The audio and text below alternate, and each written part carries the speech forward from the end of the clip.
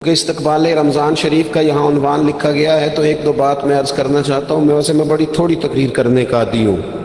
آپ لوگوں کی محبتیں اور پھر یہ کہ جس شدت سے آپ لوگ منتظر تھے اور جس پیار سے آپ لوگ یہاں آئے، ایک آدھ بات رمضان شریف کے حوالے سے میری خاص خواہش ہے اور میری یہ خاص اپیل ہے۔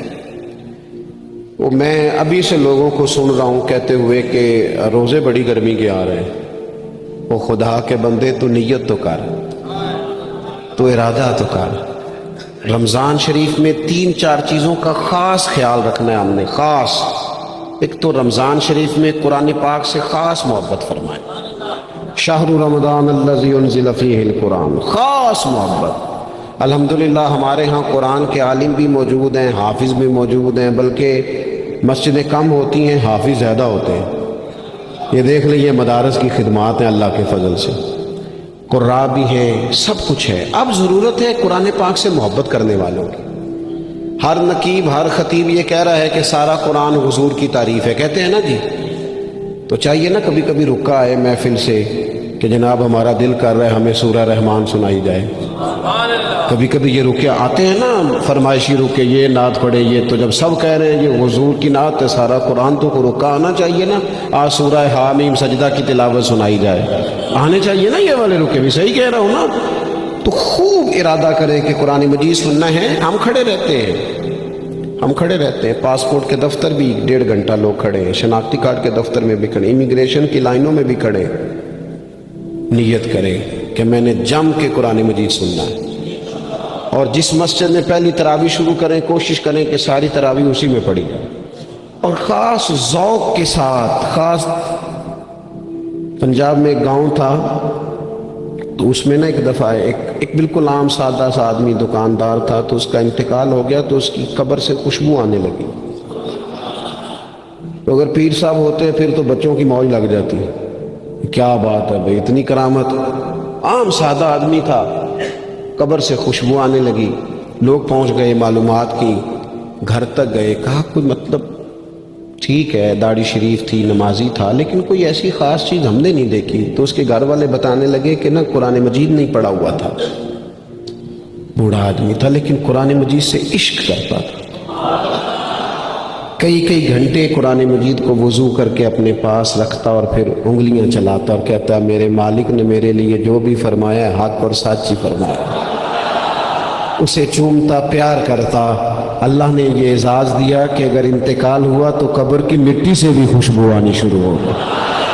خدا را قرآن پاک سے پیار کریں، خوب ذوق بنائیں کہ ہم نے قرآن مجید کو سننا ہے۔ دوسری میری گزارش یہ ہے آپ حضرات سے کہ سحری میں اٹھنا تو ہے ہی، سودا لینے کے لیے بھی جانا ہے، ہمارے ہاں دہی دودھ کے لیے بھی لوگ صبح صبح جاتے ہیں، تو ایسا نہ کریں کہ تھوڑا 10 منٹ اور جلدی اٹھ جائیں اور پورا رمضان تہجد کی نماز پڑھیں۔ بڑی پسند ہے نبی کریم کو تہجد کی نماز۔ صبح اگر 2 رکعتیں نصیب ہو جائیں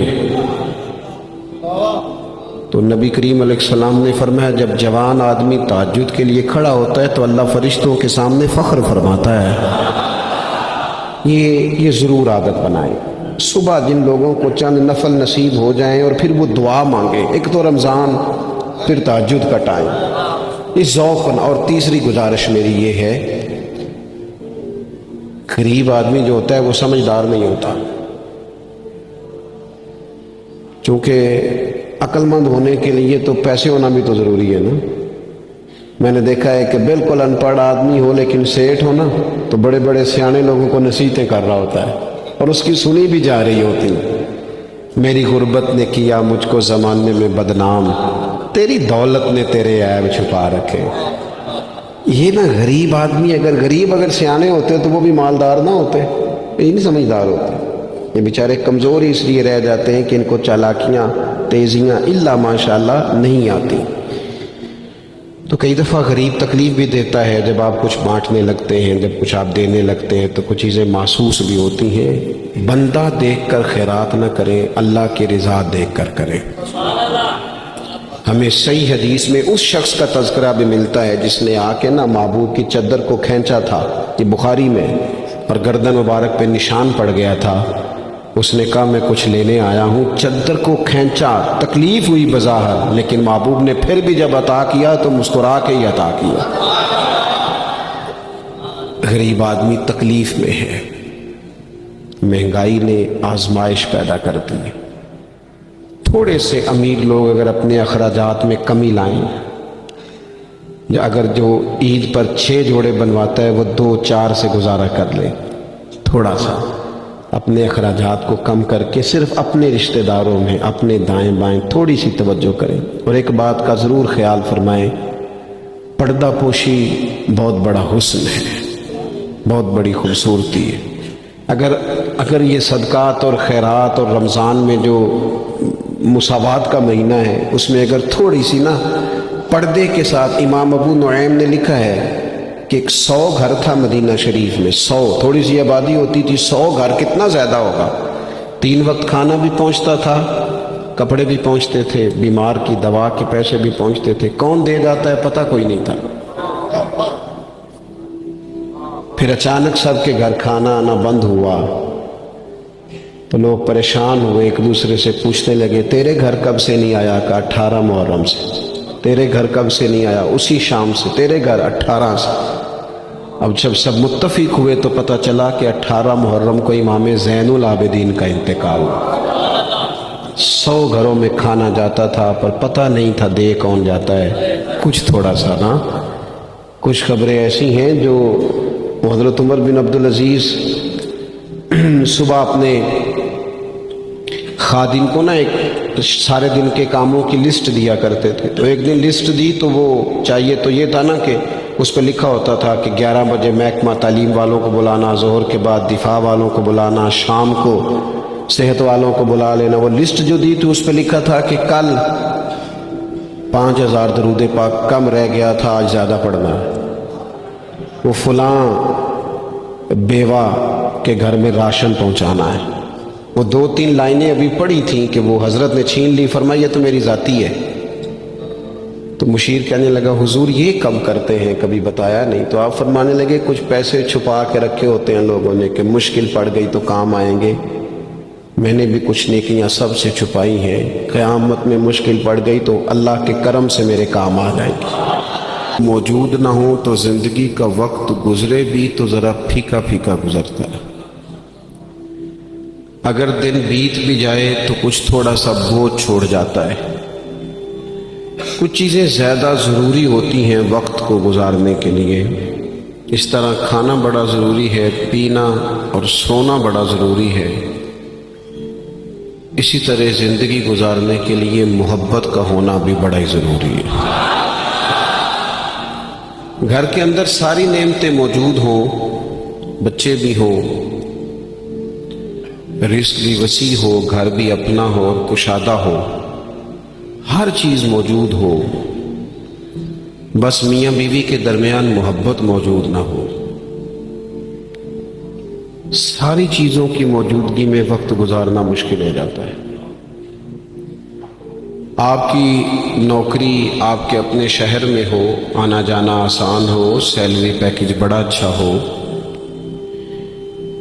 لیکن جس جگہ آپ ڈیوٹی کرتے ہیں، جاب کرتے ہیں، وہاں جو ارد گرد لوگ رہتے ہیں ان سے محبت کا رشتہ نہ ہو تو ساری سہولیات کے باوجود وہاں جانے کو طبیعت نہیں چاہتی۔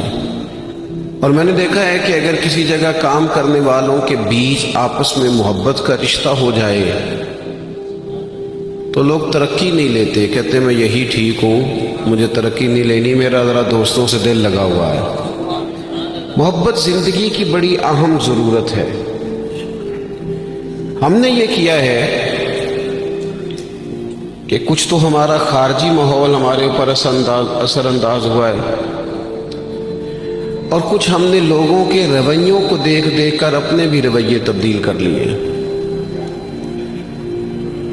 جب دیکھا کہ کچھ لوگ تلخ ہیں، ان کے مزاج میں تلخی ہے، تو شاید ہمارا عمل ایسا نہیں تھا، لیکن رد عمل کے طور پر ہم نے بھی وہی انداز اختیار کر لیا۔ میں سفر کرتا رہتا ہوں، روڈ پہ ہم جا رہے تھے تو ایک گاڑی والے نے پہلے تو کراس غلط کیا، اور پھر تنقید بھی کر گیا، کہنے لگا اگر چلانا نہیں آتی تو کسی سے سیکھ لو۔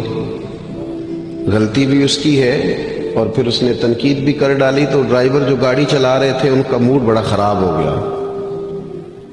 تو میں نے تھوڑے فاصلہ طے کرنے کے بعد ان سے کہا کہ ذرا گاڑی کھڑا کرنا، انہوں نے کھڑی کر دی۔ تو میں نے کہا میاں اس نے تو جو کرنا تھا وہ کر کے چلا گیا، اب ہم نے تو سفر کرنا ہے کہ نہیں؟ ہم لوگوں کی تلخیاں اٹھا کے اپنے ہاں کیوں لے آئیں؟ اگر کسی کا رویہ درست نہیں ہے تو اس کی بنیاد پر ہم ان ساری پریشانیوں کو اپنے ہاں کیوں لائیں؟ جب محبت چھوٹ جاتی ہے، جب ہمارے لہجے شگفتہ نہیں رہتے، جب گفتگو دھلی ہوئی نہیں رہتی، جب چیزوں پر ہلکی ہلکی گرد پڑتی ہے اور ماحول کے اندر گھٹن پیدا ہوتی ہے، نتیجہ یہ نکلتا ہے کہ وہ سارا کیف دھندلا سا جاتا ہے۔ دین اسلام کا اگر کوئی دوسرا نام رکھنا چاہے تو وہ دین محبت ہے۔ ہمیں یہ کہا گیا ہے کہ تم ٹوٹ کر پیار کرو، کس سے؟ اللہ تعالیٰ سے۔ والذین آمنوا اشد حبا للہ، فرمایا وہ لوگ جو ایمان لے آئے وہ اپنے رب سے شدید محبت کرتے ہیں۔ شدید پیار کرو اپنے مالک سے، شدید۔ یہ جو شکر ہوتا ہے نا، شکر، یہ اللہ کی محبت پیدا کرتا ہے، اور یہ جو شکوہ ہوتا ہے نا یہ اس محبت سے دور لے جاتا ہے۔ یہ جو صبر ہوتا ہے نا یہ اللہ کے فیصلوں پر راضی رہنے کا حوصلہ دیتا ہے۔ انسان ساری تکلیفوں کو اپنے مالک کی جانب سے جب سمجھتا ہے، صبر کرتا ہے، تو اس میں حوصلہ، طاقت اور ہمت آتی ہے۔ وہ اللہ تعالیٰ کی محبت میں جب اس کو پوری طرح برداشت کرتا ہے تو اس کے اندر اللہ کی محبت آتی ہے۔ اللہ کی تقسیم ہے، کسی کو امیر بنایا، کسی کو مالی طور پر وہ گنجائش نہ دی۔ جب رب سے پیار ہوتا ہے نا تو پھر انسان کہتا ہے جو اس نے میرے حق میں بہتر سمجھا تھا مجھے عطا کر دیا۔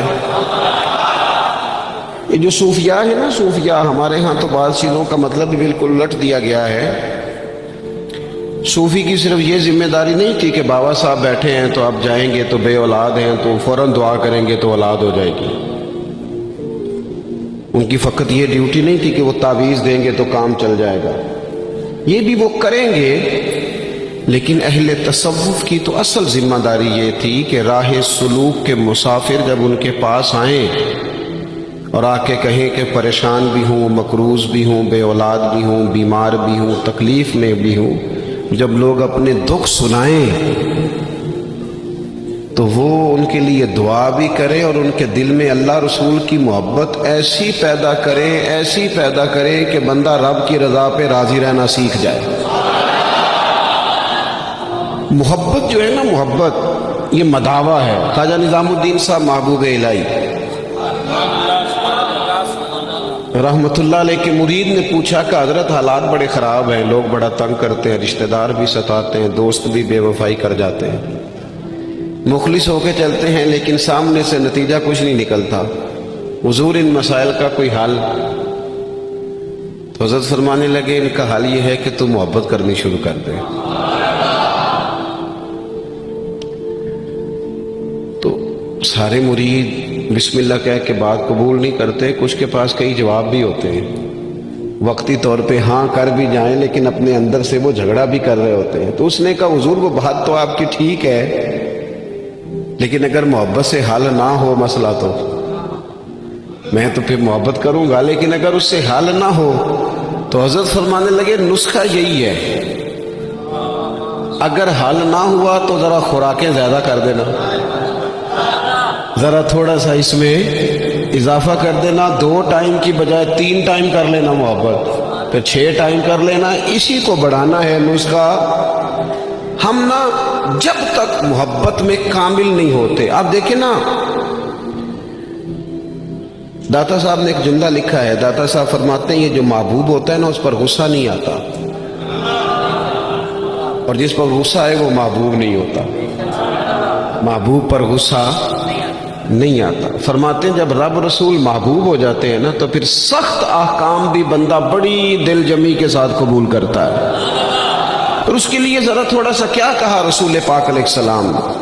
ہمارے کریم محبوب علیہ السلام نے ہمیں کہا کہ تکمیل ایمان کی شرط یہ ہے کہ تم ہر چیز سے بڑھ کر اپنے نبی سے محبت کرو.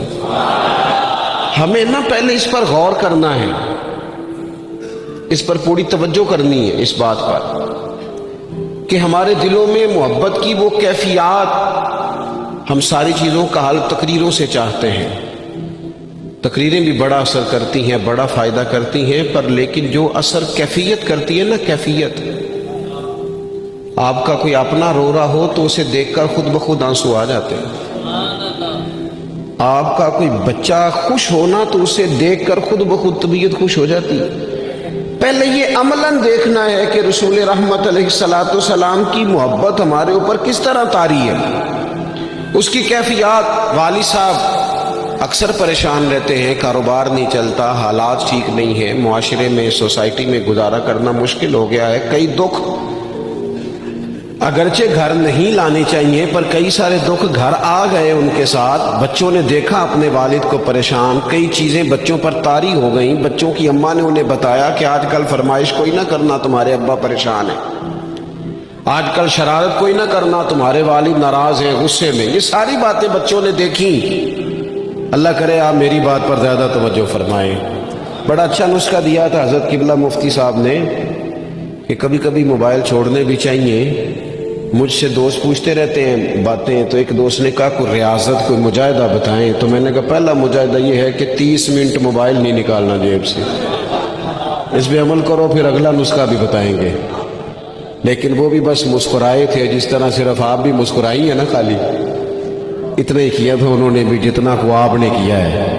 اور پھر اس کے بعد انہوں نے وہی کیا جس کی مجھے اب بھی امید ہے کہ یہ مجاہدہ مشکل کام ہے. میاں اور بھی غم ہے زمانے میں اس موبائل کے سوا. تھوڑی توجہ کریں، چند ایک گزارشات کرنی آپ سے، آپ غور کریں گے میری بات پر. کئی قسم کی پریشانیاں ہمارے گھر آ جاتی ہیں، ہمارے بچے اس کا شکار ہوتے ہیں اور اس تکلیف اور اس درد اور اس کس کو محسوس کرتے. تو کبھی ایسا بھی تو ہو نا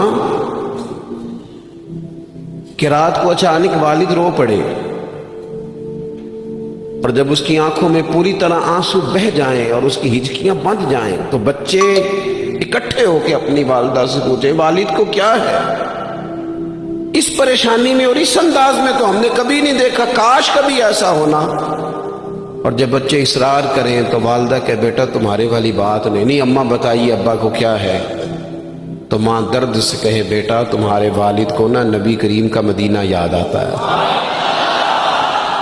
ان کو حضور کا شہر مبارک یاد آتا ہے.